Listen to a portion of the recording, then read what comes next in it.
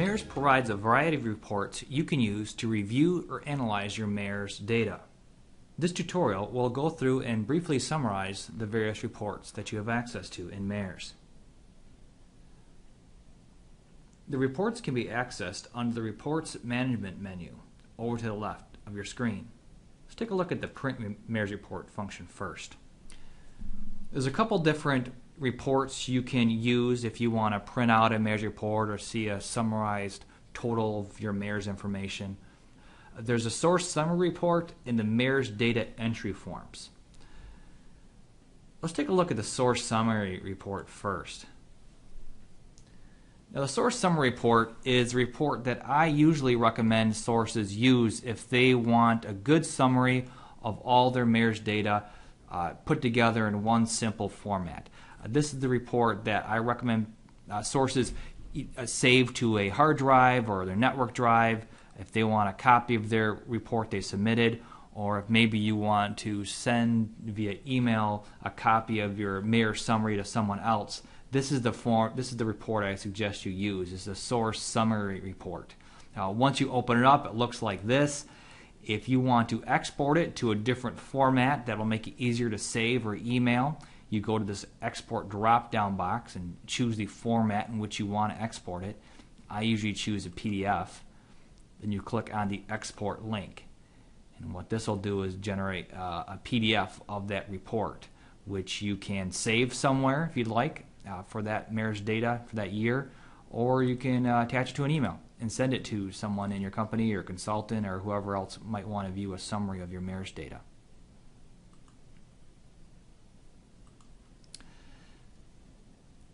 The MAERS data entry forms, if you open that up, what that is essentially is a hard copy version of all your MAERS data.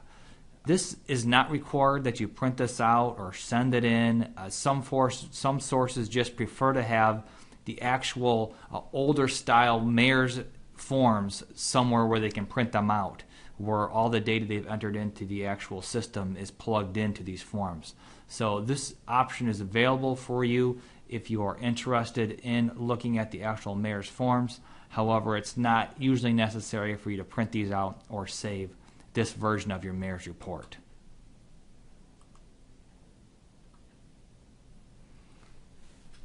Okay, let's look at some of the other reports that are available under Reports Management. If you click on Other Reports, it's going to show you a listing of the various reports that you have access to, and we'll quickly go through these, and I'll spend more time on some than others.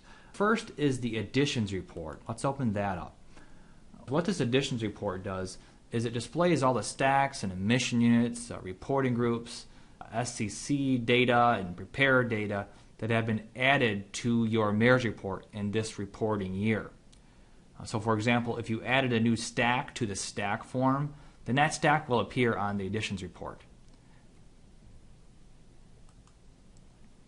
The next report is the Removed report. And what the Remove report does is it shows all the emission units, reporting groups, stacks, SEC data, and prepares that have been selected to be removed from your source in this reporting year. For example, if you deleted a stack from the stack list, then that stack will appear on the Removed report. And so in this report, you can see we did not remove any data from this year's MAERS report. And you know, that's going to happen a lot. It's just basically if you remove or dismantle anything, like if you dismantled an emission unit, I'll put a dismantle date in, it'll be listed here. Okay, the next set of reports we're going to look at are called the Emissions Comparison Reports. And what these allow you to do is view all of the emissions that you are reporting to the Department of Environmental Quality, which are then reported on to the U.S. Environmental Protection Agency. There's 3 different levels at which you can view your emissions reports. At the source level, at the emission unit level, and at the SCC detail level. And there's a variety of reasons why you might want to open one over the other. Let's start at the Emissions Comparison Source Totals report. And when you open up this report, what it will do is show you overall for your entire facility the emissions that you're reporting to the Department of Environmental Quality. And you see there's two columns, one for source reported emissions and one for AQD calculated emissions. The difference between the two is that the AQD calculated emissions are the automatic calculations that the emissions calculator does back on the emissions form. So when you click that calculate emissions form, what it does is it automatically calculates your emissions based on any emission factors that are built into the system. And that's what these numbers are here. Now, if you remember back to the emissions form, you had the option of using the emission factors built into MAERS or putting in your own emissions. Now, if you look over to the source reported emissions column, this column shows what you actually are officially reporting. So in many cases, the number here is going to match the number in the AQD calculated emissions column, and that's because you checked the box that said you wanted to use those calculated emissions. In other cases, it might not match, and that might be the case if you chose for a particular pollutant, for a particular SCC, to choose your own emission factor or use your own calculation method. Now, it's hard to tell here because you're looking, where that difference lies, or, where that change occurred, because you're looking at the source level, for the entire source. To really see the differences in terms of how things are reported, how emissions are reported, you'd have to look at the SCC detail emissions comparison report or the emission unit comparison report, and that'll break these numbers down even further. What you'll also see when you look at these reports, whether it be this report or the SEC detail report or the emissions comparison report for the emission units, is that you have pollutants that are highlighted in red and pollutants that are listed in black here. The difference between those is that the ones that are listed in red are considered your criteria pollutants. These are the ones that are required to be reported in MAERS. If you remember back to our discussion on the emissions form, when you choose a certain SCC, there are certain criteria pollutants that are required to be reported. And so those are the ones you're required to report, and those are the ones that we see here in red. Now, in addition to those pollutants, the system also calculates any other non-criteria pollutants that are also emitted from that particular activity. And so that's why you'll see all of these pollutants listed down here for your various activities that you reported. Now, you have the option of reporting on your own the pollutants for these other ones. And so you see here, it automatically calculated these pollutants. And in most cases, it's going to be rather low depending on your activities. Some of them might be a little bit higher, but for instance, hexane, we see down here, the AQD calculated emissions were 900, whereas we didn't report any hexane emissions on our own over here. The important thing to note is that all this data goes to the Air Quality Division, the DEQ, including not only the ones that you've reported, but also all this other non-criteria pollutants. This data is then transferred over to the United States Environmental Protection Agency. To make it easier on you, we don't require that you report all these other pollutants. However, you do have the option, if you choose to report these individual pollutants. So that's why it's important to go down here into these reports and look at what the totals are for these other non-criteria pollutants. Because if there's something that looks out of line with what maybe you've had a stack test for or you have data for, then what you can do is go back into the emissions form for that particular SCC and report your own data. Now I'm going to go close out of this report right now, and I'm going to go into one of the other ones, for instance the SCC or the emission unit totals report. And if we bring up this one, you'll see something similar, but instead of being for the entire source, it's broken down by emission units. So here's our emissions for the coding line 1, and you can see that's listed here. Here's coding line 2. You see there's a difference. The only pollutant that's required to be reported and the only one that will be reported is VOCs. If you use the AQD emission factor, it came out to be this number. However, you can see it differs from the source reported emissions, and that's likely because we have our own data that we use to calculate the VOC emissions, and so that's what we plugged in. Now the Air Quality Division will accept your number here, regardless of what's over here in the AQD calculated emissions, as long as you submit the appropriate supplemental information that justifies that number you came up with.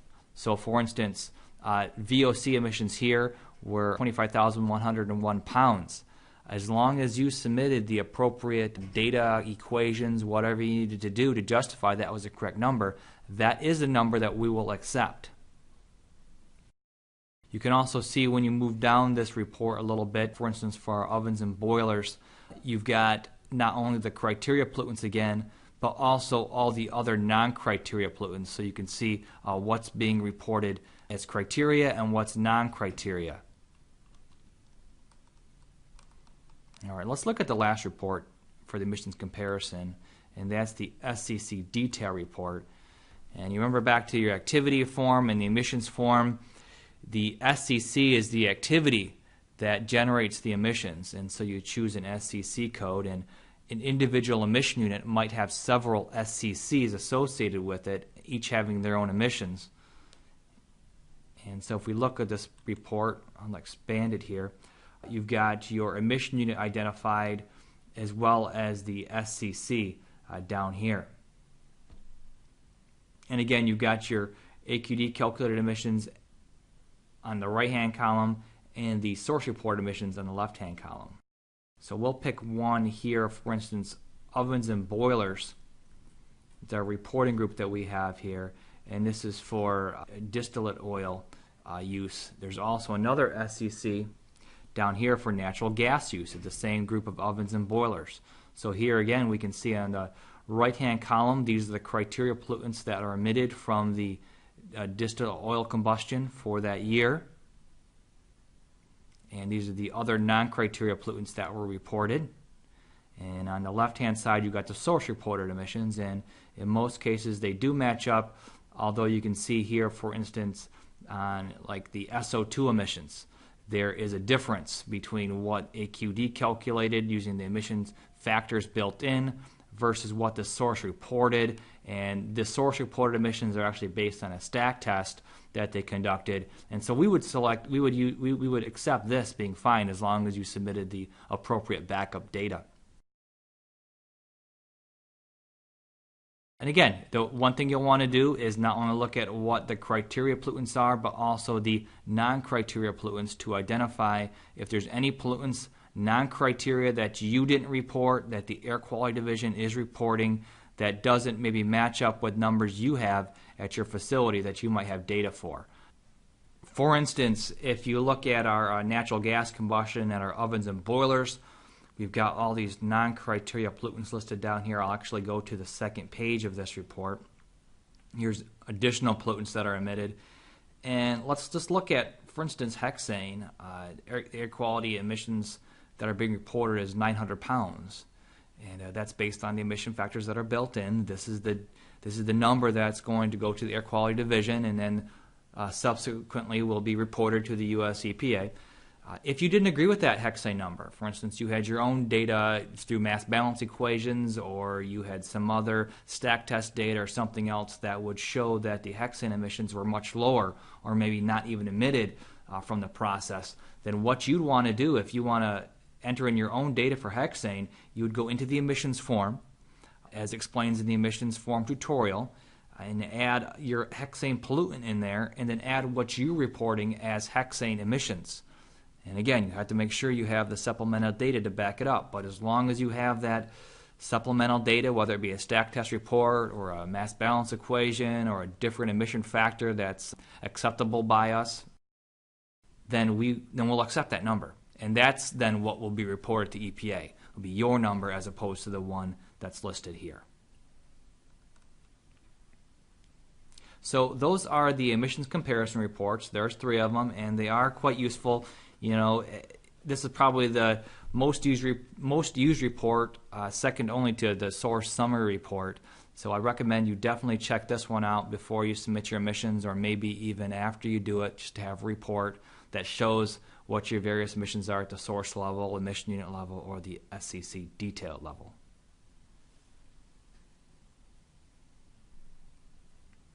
Okay, so the next report let's look at is the material unit comparison report.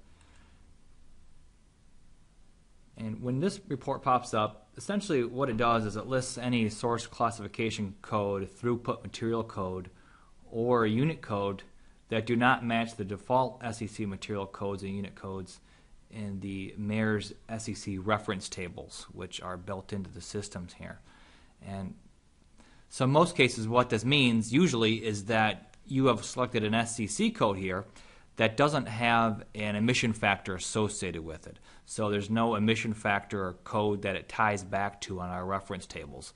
It's fine to use these codes, but if you remember back to our discussion on the activity form and the emissions form, in those tutorials, what you need to do is, what comes up in the emissions form is there's not a default pollutant that you have there to automatically report under. You have to choose your own pollutant. So let's look really quick here on, for this one, the 402-00918.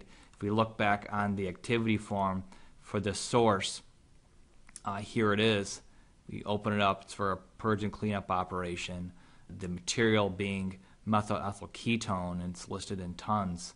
That's what we reported under. If we look under the emissions form here, you see there's no pollutants that automatically come up for us to report. So you would have to choose a pollutant to put in here, a criteria pollutant, for instance, VOC.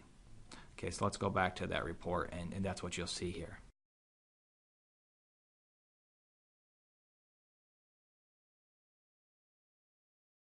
Let's go to the completeness check report next, and this is one we've seen in other tutorials a few different times, and this is just your completeness check that's in a more of a hard copy report format. If you remember before, usually the way we run the completeness check is by going to the completeness check icon, and it's done electronically, and it shows our errors and the way to fix them right on screen.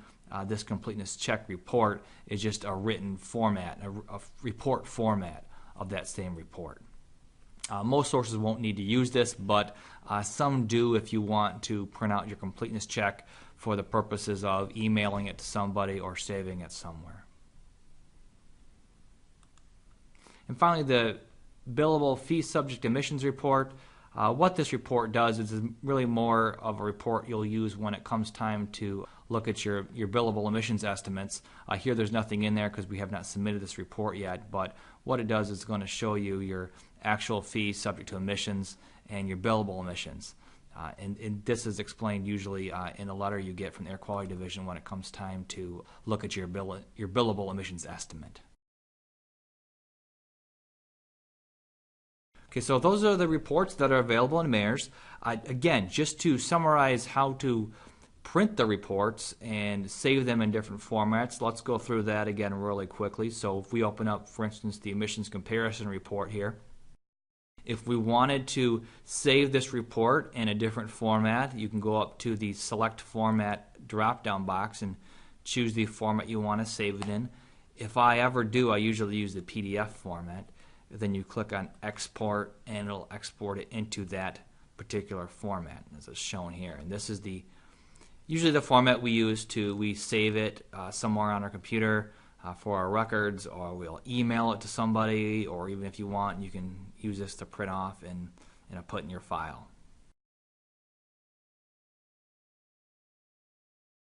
So that's the MAERS reporting functions in MAERS. If you like more information, you can actually look in the MAERS user guide and workbook. All this information is covered in Chapter 12 of that workbook.